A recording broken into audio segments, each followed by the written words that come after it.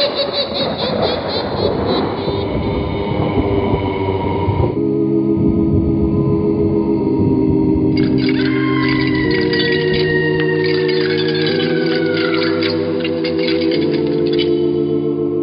Mysterious Old Radio Listening Society podcast.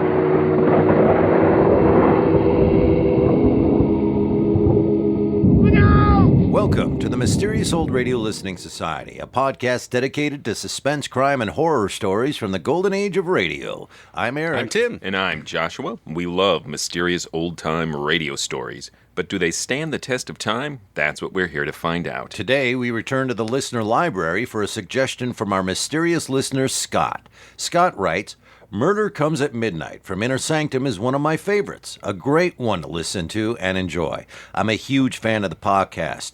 I can start one as I'm leaving work and finish it by the time I park at the house. Yes, Dallas, Texas traffic is bad, but your podcasts make the drive easy to handle. Keep up the terrific work. Inner Sanctum was created by Hyman Brown, a notable figure in the history of American broadcasting. Brown's career in radio spanned 8 decades and a diverse range of genres, but he is best remembered for Inner Sanctum. The program ran on NBC from January 1941 to October 1952 and featured one of horror radio's most memorable hosts, Raymond Edward Johnson. Raymond introduced each story with a litany of horrific jokes and puns. In 1945, Raymond left the series, replaced by Broadway actor Paul McGrath, known as Mr. Host. Although NBC aired more than 500 episodes of Inner Sanctum, less than half of them are known to exist today. Many episodes, including the one you're about to hear, were rebroadcast on the Armed Forces Radio Service as part of Mystery Playhouse. The program was introduced by Peter Lorre, who welcomed listeners with his signature greeting, "Hello, creeps." Eventually, Mr. Lorre left the program and was replaced by an uncredited host who, needless to say, lacked Lorre's ghoulish charm. Inner Sanctum's original introductions, postscripts, and commercials were often removed to make room for new introductions specific to Mystery Playhouse. Fortunately, or unfortunately, depending on your point of view, Murder Comes at Midnight retains most of Mr. Host's diabolically unfunny puns. Murder Comes at Midnight also features Mercedes McCambridge, one of the unsung voices of horror radio. From the mid-30s through the late 40s, horror's heyday on the radio, McCambridge contributed many iconic performances to programs such as Lights Out, I Love a Mystery, and, of course, Inner Sanctum. Decades later, McCambridge was also a frequent guest star on Hyman Brown's classic radio revival series, CBS Radio Mystery Theater. And now, let's listen to Murder Comes at Midnight from Inner Sanctum, originally broadcast September 9th, 1946. It's late at night, and a chill has set in. You're alone, and the only light you see is coming from an antique radio. Listen to the sounds coming from the speaker, listen to the music, and listen to the voices. Good evening, creep. Tonight, your Mystery Playhouse presents Inner Sanctum.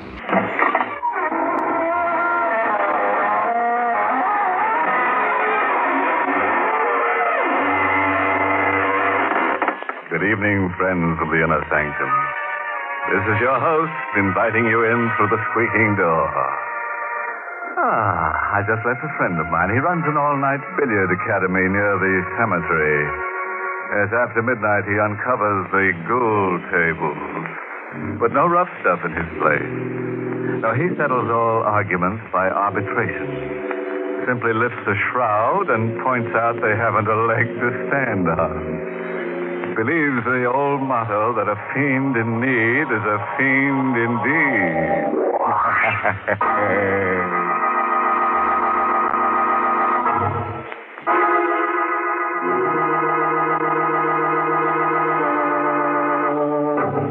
Now, dust off the edge of your chair, because that's where you'll be sitting for the rest of this half hour, and listen to Murder Comes at Midnight. This is the story of how one average family, even as yours and mine, spent a quiet night at their rented country house. A night of terror. As I said, the Cannings were just an average family. Harry was 29 and worked as a sound engineer for a broadcasting studio in the city. Ethel was 27 and had been a school teacher before she was married. Now she was kept pretty busy between writing the great American novel and taking care of Judy, her 7-year-old daughter. This was the first year they had rented a house in the country for the summer, and Ethel didn't take much to the idea of being alone either. At first, I didn't know what it was that woke me. Perhaps it was because I was expecting Harry. He phoned that he was working overtime. He wouldn't be home till after midnight. I didn't like the idea of his driving 60 miles from this city at that hour. Or maybe it was just because I wasn't used to being alone with Judy in the old house. I got out of bed. I opened the connecting door to Judy's room. She was sleeping quietly. I closed the door softly, went across to my window. Something had awakened me. What? Was it a sound I heard in my sleep? Or was it a premonition? I looked out the window. The night was dark with 1,000 secrets. Harry should have been home by this time. My watch showed a few minutes after 12. Maybe he'd had an accident. Maybe that's why I awakened. Some sort of telepathy. And then I saw the headlight. It was Harry. He was turning in our road. The headlight phased me for a moment as he swung into our driveway. Everything was all right then. I'll be right down, Harry. Breathlessly, I raced downstairs to let him in. I was so happy I could cry. It was only then I realized what tension I'd been under, all because of my silly fears. I unlocked the door quickly. Oh, Harry, I was so worried.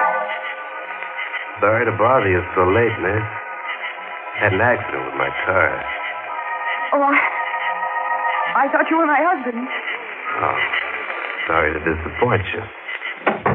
Oh, no, I'm afraid you can't come in. My husband isn't home yet. Well, it won't be for long. Oh, my heavens, you're hurt. It's your arm. Hurt in the accident. Afraid it's broken. Oh, you poor man. Here, sit down. Sit down right here. Oh, that's better. Here. Your arm's so limp. Do you really think it's broken? I can't tell. It's kind of numb. Oh, dear, I feel so helpless. I don't know what to do. I took a first aid course during the war, but I don't remember a thing. Maybe I better call Dr. Schultz. Oh, please, don't go to the trouble. Oh, it's no trouble. The phone's right here. I said no, doctor. But it's all Put right. down that phone, please. I don't understand. Maybe you understand this. A gun? Put the phone down.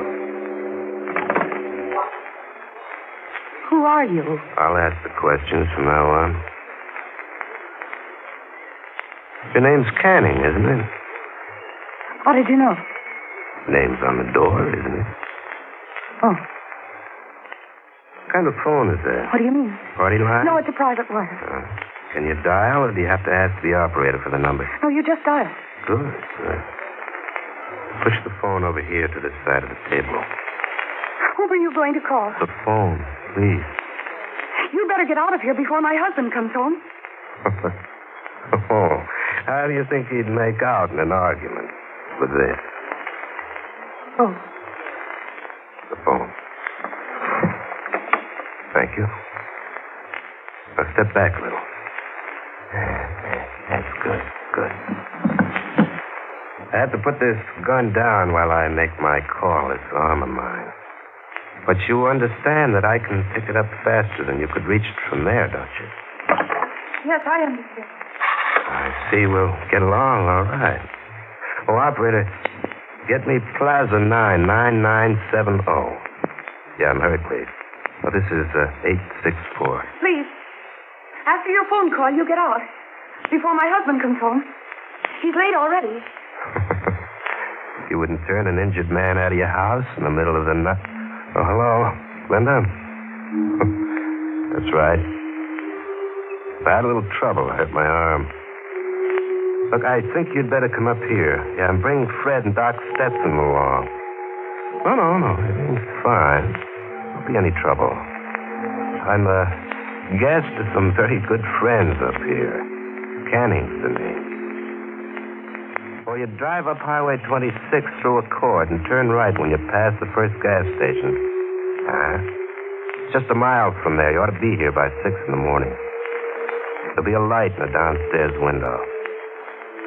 Right, Linda. See you in the morning. You can't stay here all night. You've got Shut to go. up.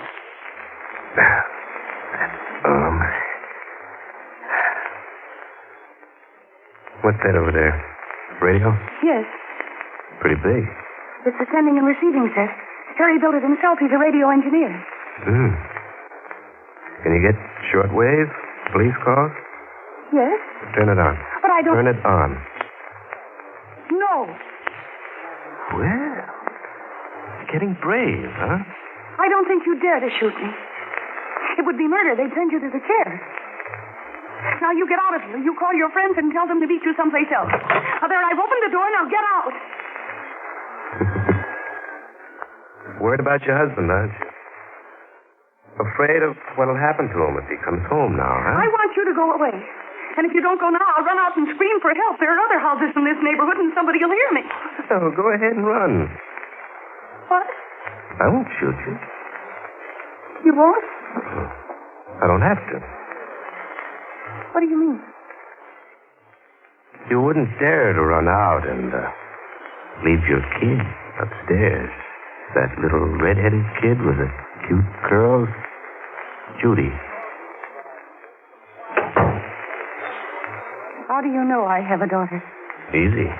The doll carriage over there. How do you know she has red curls? Maybe I guessed it. And her name, too? Turn on that radio. All right.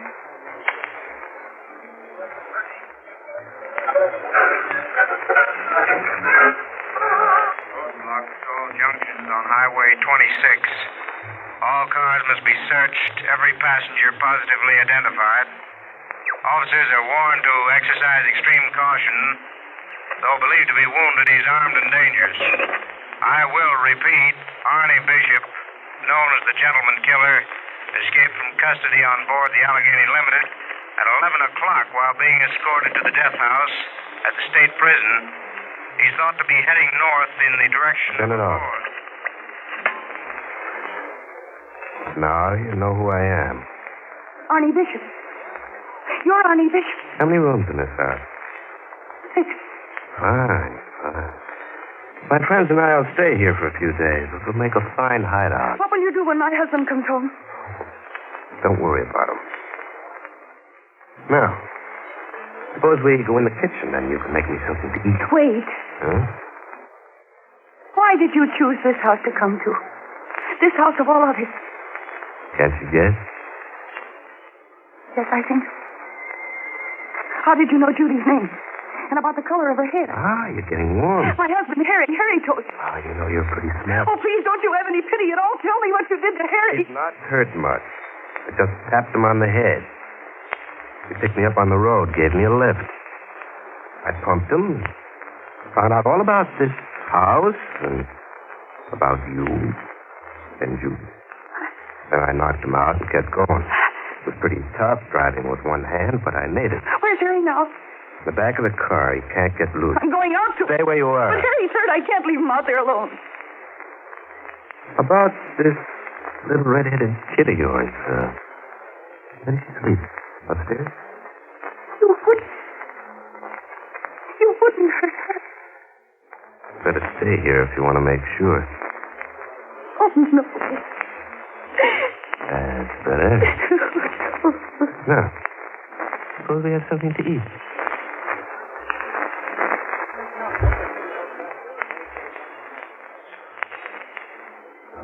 Now let's return to the little white shingled house on the hill, where Ethel Canning is entertaining her uninvited guest, Arnie Bishop. You know, he's a pretty courageous guy for an ex-convict. But then maybe he has the courage of his convictions. But Arnie isn't so smart, you know, tangling with a red-headed gal. He ought to recall that old ditty. How's it go? Beware of a girl with deep red hair. A man is safer in the electric chair. But who can tell how a tale will end on Inner Sanctum? Let's join them in the kitchen. Oh, excellent bacon and eggs. I'm sure my friends will like cooking when they come. More coffee? Yes, please. Careful. Oh. I was only reaching for the coffee cup. I thought you might have ideas about grabbing this. There's your coffee. What time is it? 20 after 2? 3.5 hours to go before my friends get here. How will they get through the roadblock? Oh, you leave it to them. Oh. What's that? That's the telephone. It's in the living room. You better get to it. Oh, you don't let go of that gun. Oh. You shouldn't have tried that. What are you going to do? Answer that telephone first. Get going. Anybody in the habit of calling you at this hour? No. All right, answer it. But be careful what you say. Hello? Yes, this is Mrs. Canning. Oh. It's for you. Oh.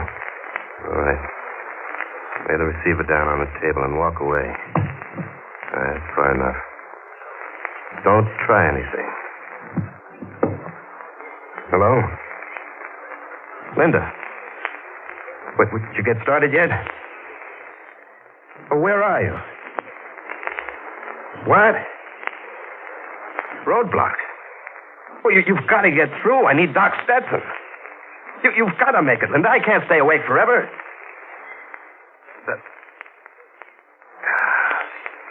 All right. Do your best. Call me back later. Oh. What's the matter, Mr. Bishop? Are your friends falling down on you? Shut up. I've got to think. Oh, you don't have anything to worry about, Mr. Bishop? Aren't you a guest of the Cannings in the little white shingled house a mile off Highway 26 north of Accord? Oh, you can be sarcastic, too. Oh, I wouldn't dare be sarcastic to you, Mr. Bishop. Especially when you have that gun. And with my husband unconscious in the car, and you threatening to harm my child. Oh, no. No, you still hold all the cards, Mr. Bishop, and you're such a big, strong, brave man. What are you trying to do? Get me mad enough to kill you? Aren't you going to kill me anyway? What makes you think that? Because you're a killer by instinct, Mr. Bishop. It's easier for you to kill than to do anything else. I wonder why you didn't murder my husband instead of just knocking him out. Was it because you thought you might need him? Well, you're not afraid of me anymore. No, I'm not. No, I just realized I can't afford to be afraid. What? I'm a woman fighting for her family, for Harry and Judy. And I've got to use all my wits against you. I can't afford to be afraid. You've got some scheme in that crazy little brain of yours. Yes, Mr. Bishop, I have. I think I found a chink in your armor.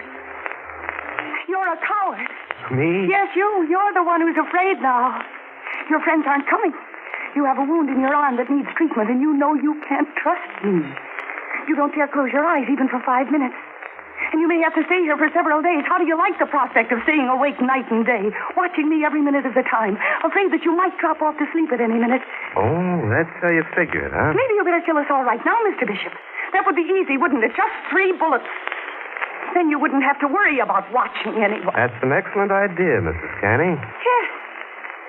But then you'd have other worse things to worry about. Such as? This is Saturday morning. The milkman will come to collect for the week's milk. The neighbors will stop by to ask if I want my marketing done. And what will you do? Skulk in the cellar while they ring the doorbell? Yeah. And then there's the police. What about the police? They'll surely search this part of the country. They'll be making inquiries at all the houses. Do you want them to find the car outside? With Harry in it? Oh. You figured all the angles, huh? You know, you're pretty smart, Mrs. Canning. I think you're even smarter than Linda. But you forget one thing. Yes? You forget that little girl upstairs. What do you mean? Come along and I'll show you. Upstairs. You stay away from Judy. Oh! Maybe you think you've got everything figured out, but I'm still the boss. Gun muscle hurts, doesn't it? Now, shall we go upstairs? That's better.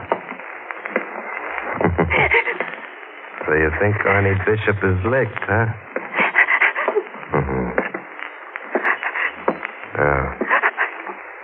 Which is Judy's room? What are you going to do to her? Which is Judy's room? Or you're going to make me open all the doors to find her? It's that one. All right, let's go in. So you first, Mrs. I Canning. warn you, if you hurt You Judy... first, Mrs. Canning. Please don't wake her. Ah, very pretty child. How peaceful she looks. And innocent. You know, childhood's the best time of life. It's almost a pity to grow up out of it. You couldn't hurt her. Oh, I assure you, Mrs. Canning, I won't lay a hand on her. Oh, no, not on a beautiful child like that. No. But, I've got to protect myself. So let's see. That's the connecting door to your room, isn't it? Yes. There's a key in the door. Lock it, please. Now give me the key. Thank you. Now we'll go out the way we came in. I'll take the key out of this door, too. Thanks. You first. Now we'll lock this door on the outside. There you are. Everything's set. You just want to make sure she doesn't get out? Yeah, something like that. Huh? Now, will you pull the mattress and sheets off your bed and bring them out here, please? Are you going to sleep in front of her door? Do as I say. All right. I'll help you. I don't understand. Why do you want to sleep out here? Norm.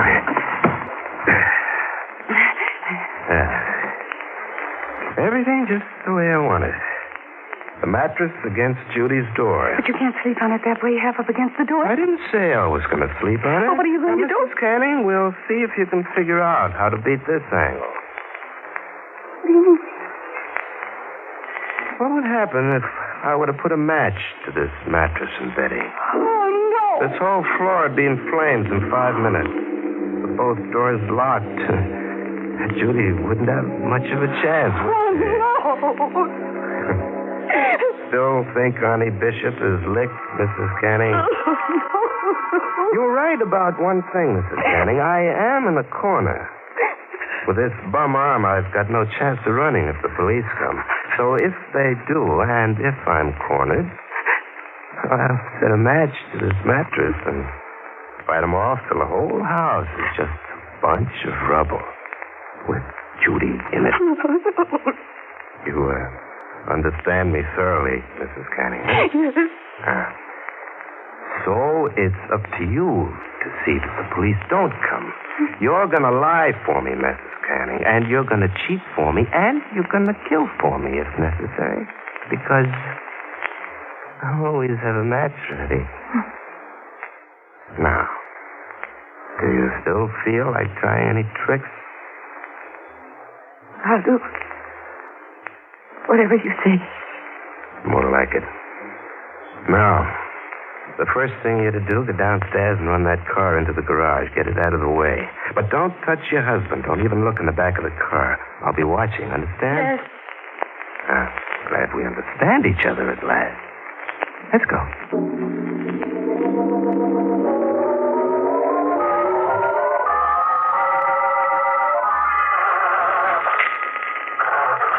I'll be standing right here in the driveway, so don't try any tricks. I won't. Remember, I'm watching. Harry.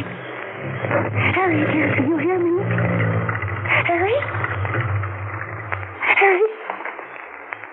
Oh, he's still unconscious. There's blood on his head. Mrs. Canning. Yes, I'm coming.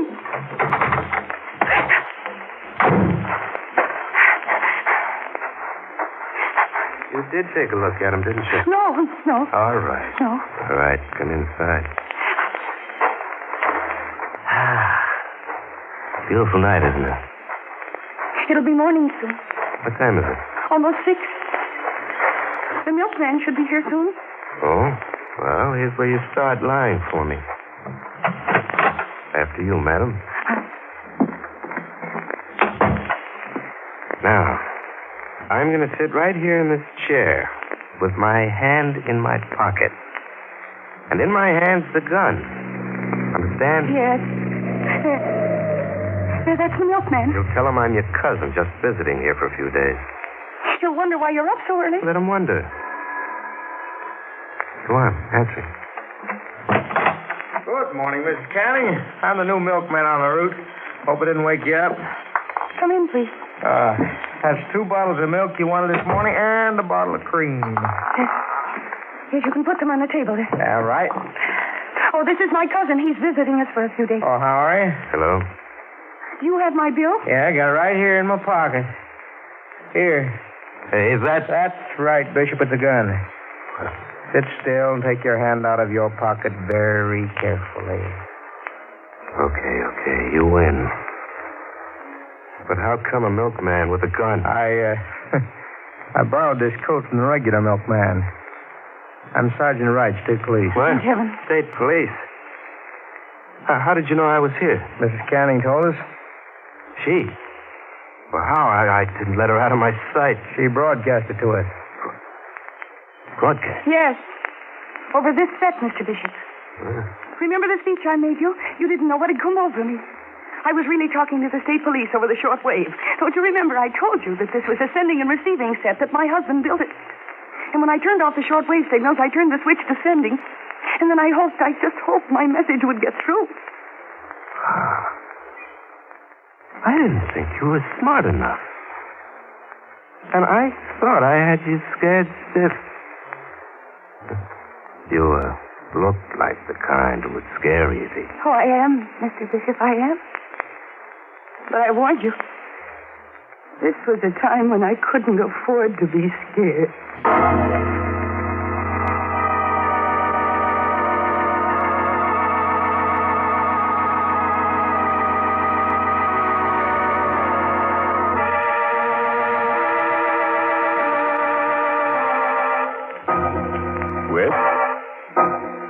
Which all goes to prove that a determined man can always get what he goes after.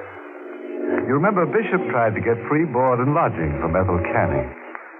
He finally got it, all right, but not exactly where he wanted it. You know, as a matter of fact, Bishop was the type of man who should never have gone in for murder. No, too many risks.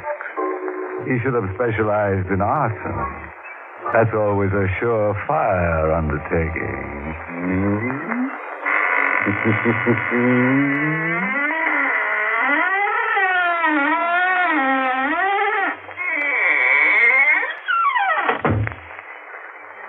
That was your host, Raymond Edward Johnson, closing the door on Inner Sanctum, tonight's performance from the Mystery Playhouse. It's late, Creep, so good night. Sleep tight.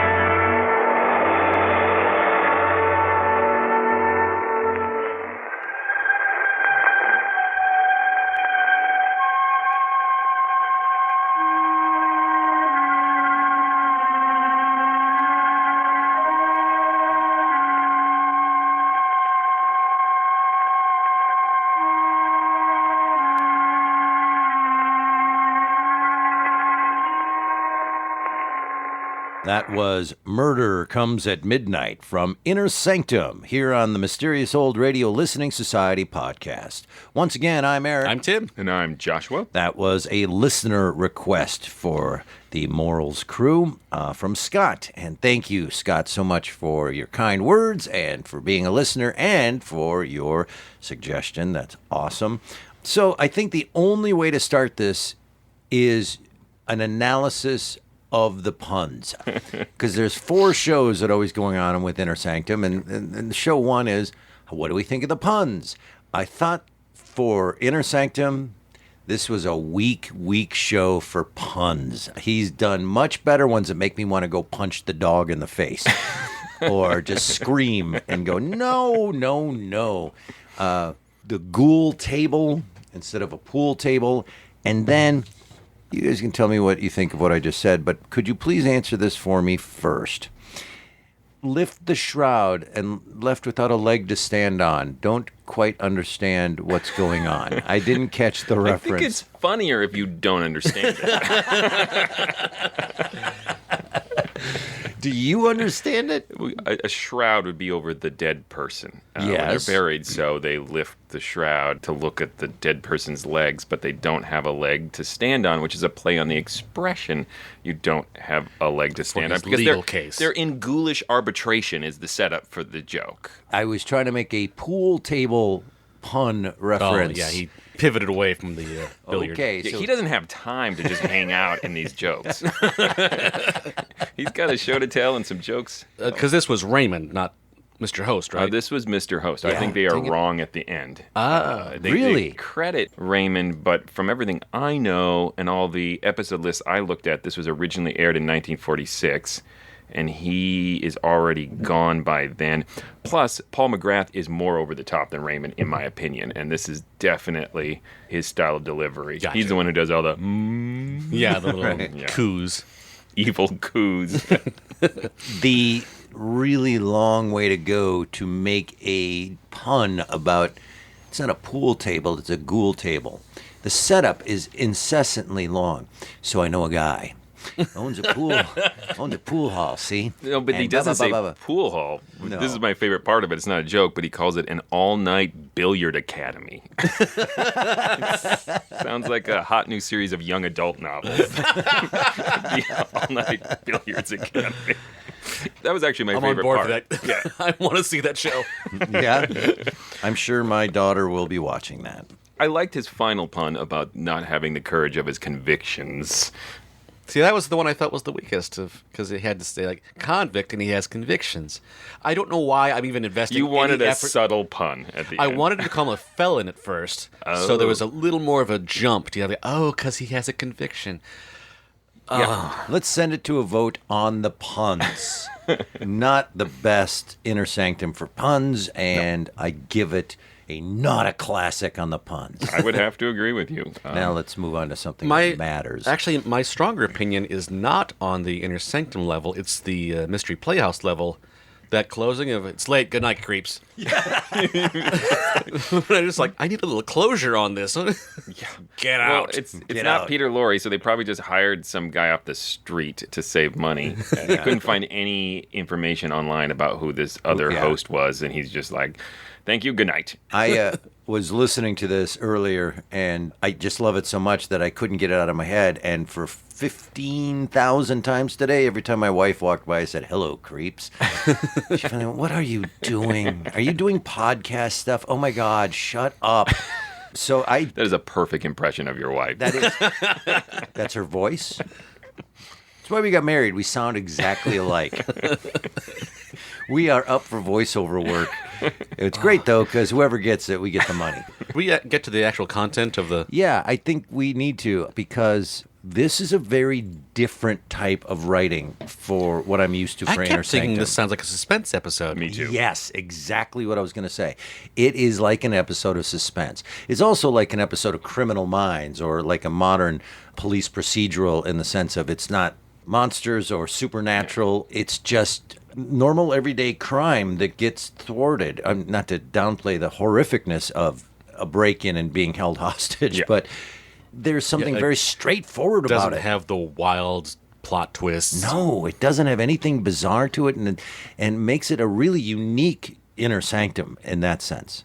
I agree. It's successfully very intense, but not in the way Inner Sanctum usually is. No. Inner Sanctum usually achieves that level of intensity with violence and gore, like the one we listened to a couple weeks back, where it's just over and over again saying, "Her face is shot off." Like they just hit you over the head with things in a fun way, because they hit you over the head with so many things. Right. It's amazing. Right.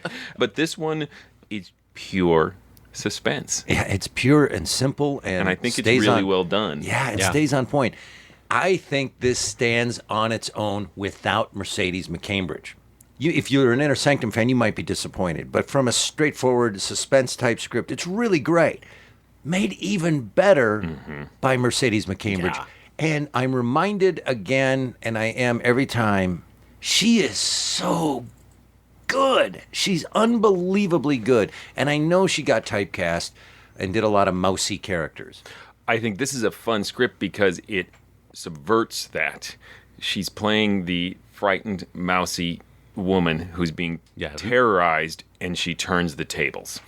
And she could do both. by playing a mousy sort of figure. yeah. I think she is mousy and terrified. I think, though, that what I love about this is that this woman finds the courage to overcome her mousy, we keep using that word, but those fears and her cowardness of sorts because her daughter and her family is on the line. I don't think she's ever in the entire script cowardly. She's afraid, No, and rightly I'm saying so.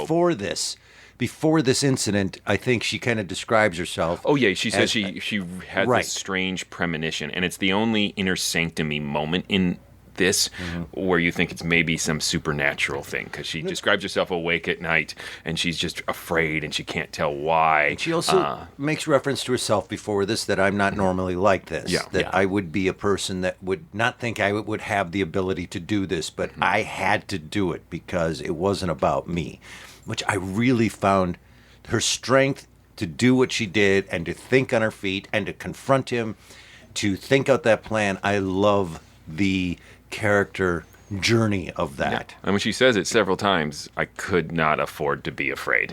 Yeah.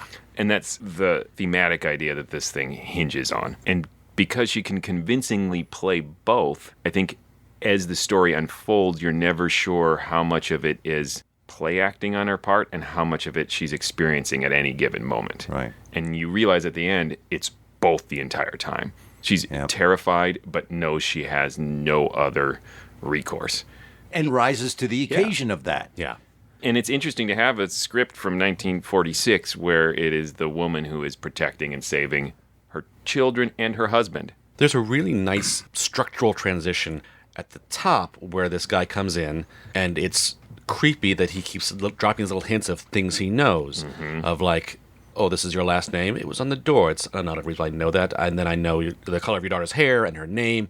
And so that she's really off balance, trying to guess how much he knows. And then she turns that structure against him, ultimately, of, I know things you don't know. I really like the concept of don't mess with Mama Bear. What struck me is that it is a story about a woman who, in a time of peril, rises to the challenge of that and discovers something about herself that she didn't know. And in that way, it's a real tribute to motherhood, and I love that the most about this. Yeah. And there's other things we'll get to that I do love about that, but that to me is the main theme of this. There's a lot of stories like this of two people at odds, this sort of cat and mouse back and forth, and the details of his arm being hurt and having to constantly accommodate what he does, and he has to keep her at a distance, making sure that she always knows he has a backup plan. It uses another great suspense technique, but in a way that I haven't seen it done before. It uses the ticking clock. Time is running out, but gives each character a different one. Time is running out for her because she hears him, and it's really creepy in that moment. Call Linda and say where I am, bring the doctor, another guy, and you're like, she's got 3.5 hours. yeah. And so when those guys make it, she has no chance. She's going to be so outnumbered. But then he also has a ticking clock that she tells him all about. Like, it's going to be dawn. The milkman's going to be here. The Also- neighbors are going to check in from And you're going going to to the fall market. asleep at And some you're going to point. fall asleep is Yeah. his ticking clock. And I Yeah. think that the husband in the back seat also is a ticking clock Yeah. of sorts. How long before he wakes up? Or how long before he dies. And it's a nice touch because she does see him in the back of the car and comments on how bloody his head is. We and- don't know Yeah. if he's okay. I think they leave us on purpose or not with the sense that and happy ending. Yeah. Walk it off, man. Yes, I walk got it off. one complaint. Yeah. Are you ready for my one complaint? The name of the show. Murder Yeah, at Midnight. I'm with you. The whole time, I'm like, okay, they're coming at 6 a.m. 6 a.m.? How long is this going to go on? They got another 18 hours where someone gets killed? The only thing I could come up with, Tim, is that He it showed up at midnight. Yes, exactly. I got that at the end, but Yeah, because her it's- husband wouldn't come home till midnight. Yes. He had a 60-mile commute. I hope he had a lot of our podcasts to listen to, just like Scott. Just like to make Scott, that right? A lot Yeah. better for him. Scott's like, been there, done that. I just wish somebody hit me in the head.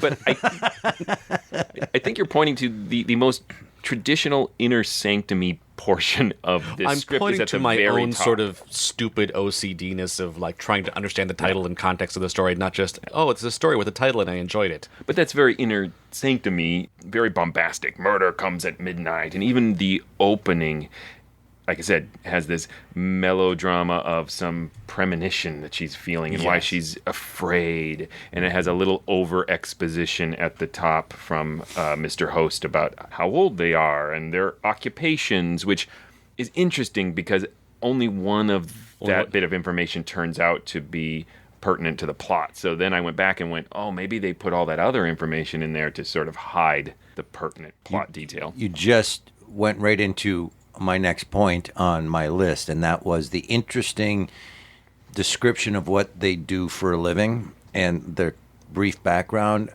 which for a while I was, this is unnecessary. In 30 minutes, we discuss this all the time. Like, everything should have a point to it in a 30-minute story. And you don't really have the time to care or even need to know that she used to be a retired school teacher, and now she's writing the great American novel at home while her husband works.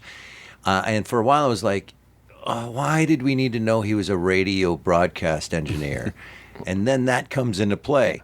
But it does beg the question, why do we need to know this about her, other than, then it occurred to me, that we know that she is at home a lot by herself and is a scared person, and her worst nightmare has come true. Yeah, I guess I didn't take that from the top. I thought the top was telling us this fear was strange and something she didn't experience before because she's at this summer house and it's secluded and her husband is working late, which is different than what he usually does.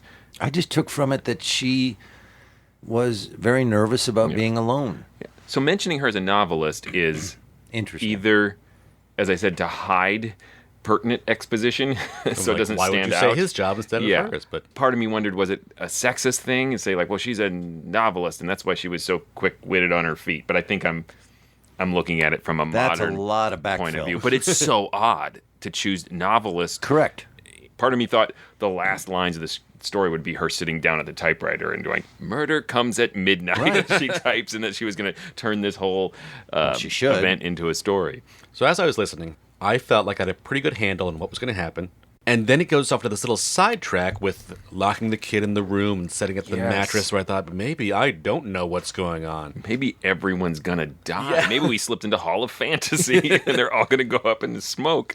I mean, I was following correctly what clues they were giving, what was going to happen, but that was a really interesting little, let's get dark. It got really dark. Two things. First of all, we've discussed this many times before. When you're calm and evil, it's much more terrifying. The only time he wasn't calm was when he realized Linda wasn't coming, and he had his panic, right? And it's a great moment when he lets his fear show to her. But his arm is broken.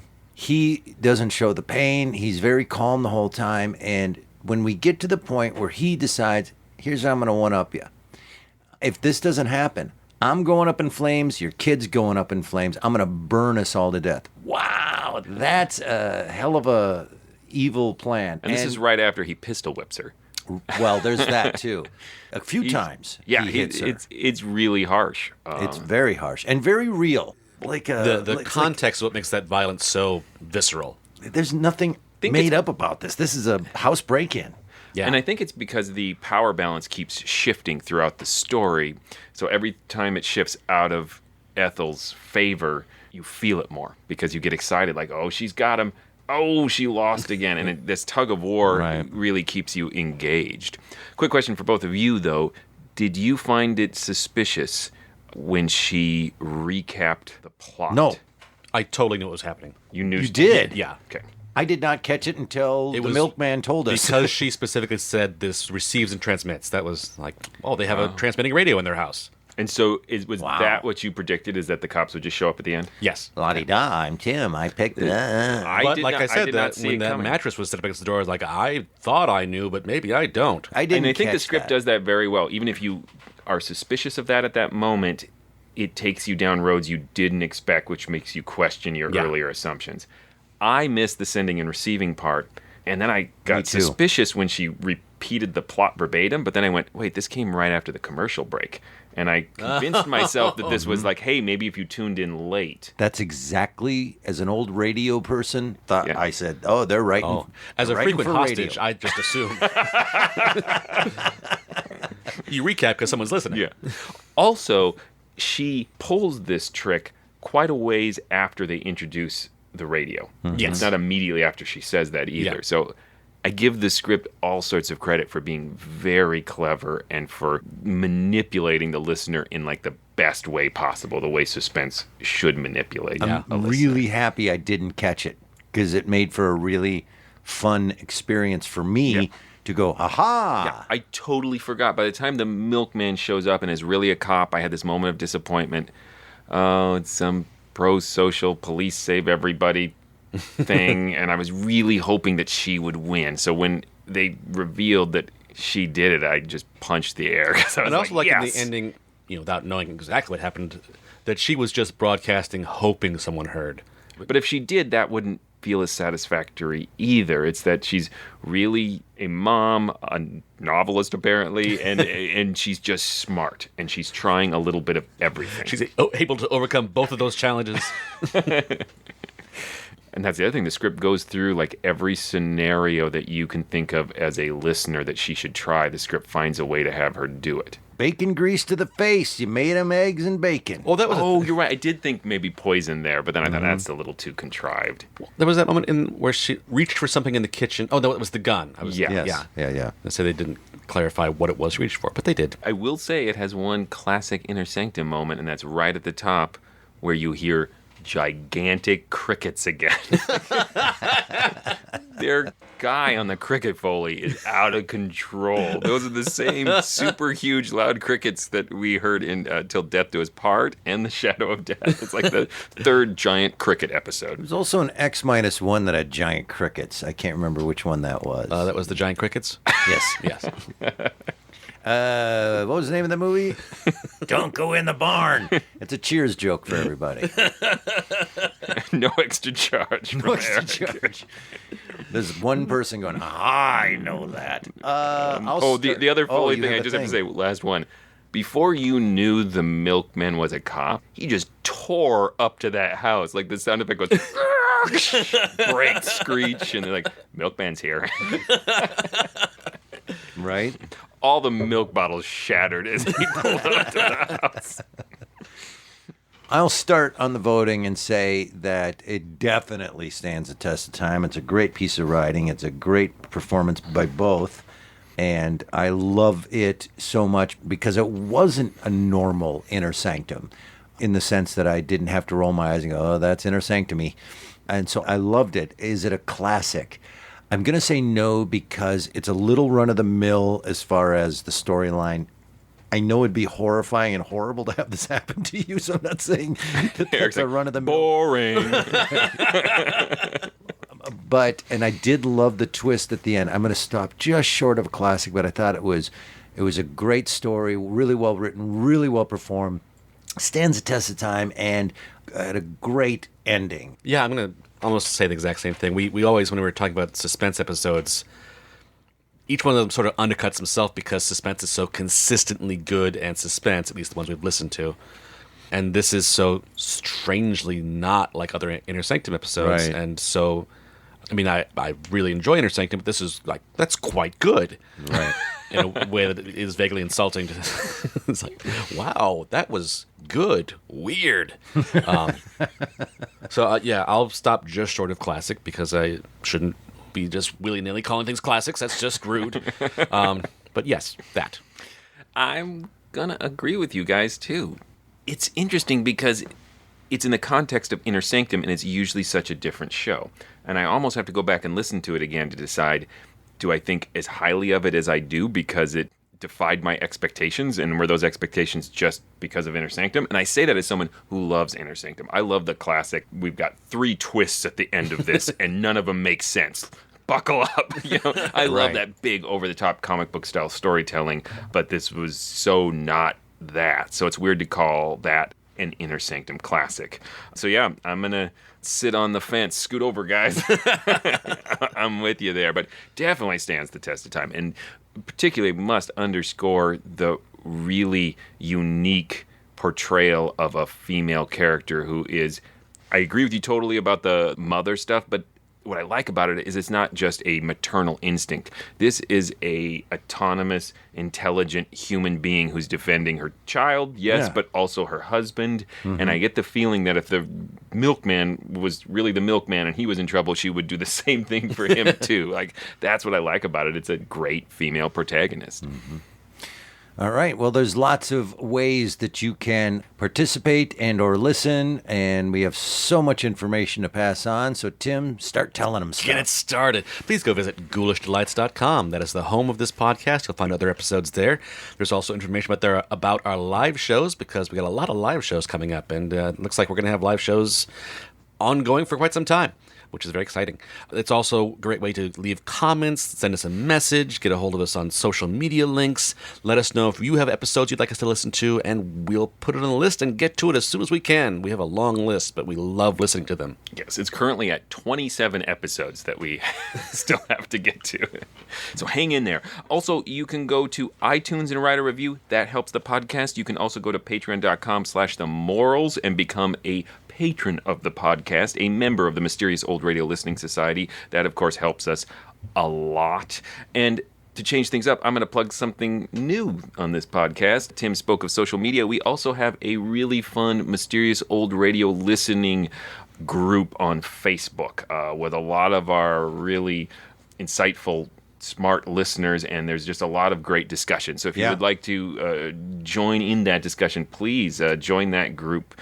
We also often put polls on that to decide what episodes we might listen to and just ask general listener questions, and so it would be great to hear from you all.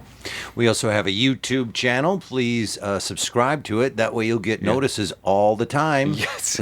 You could be our 4th subscriber if you hurry right now. One of them is me. One of them is not Joshua. But if you just click on the YouTube thing, it's nice. It pops up in your email, says, hey, the next one is up on there. Also, please like us on Facebook, and that way you'll be notified of anything that might be coming up. And the last thing I want to throw out there is, if you are not in the Twin Cities area and you are planning on coming, please let us know if you're coming to one of our shows. It would be awesome to meet you. Oh, yeah. All right, so coming up next. Next, we are going to be listening to one of my picks.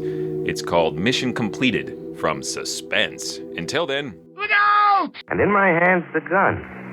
Understand? Yes. There, that's the milkman.